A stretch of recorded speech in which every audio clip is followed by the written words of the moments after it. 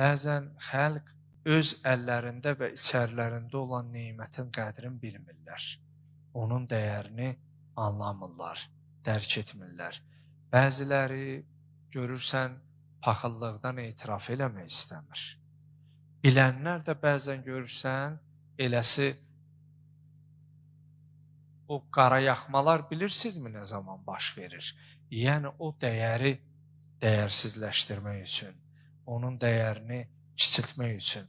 Amma bir şeyi unutmayaq, bu həyatın qaydası və ilahi qədərdir.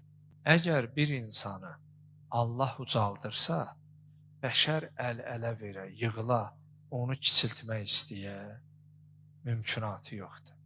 Əgər birini də kiçildə, onlar əl-ələ verə, onu yüksəldə, o da mümkündür. Ona görə sən etdiyin işləri Allaha görə elə, qəlbin Allahla olsun və əmin ol ki, Allah səni qoruyacaq. Əgər birinin mühafizi onu qoruyan Allahdırsa, niyə narahatçılıq keçirməlidir?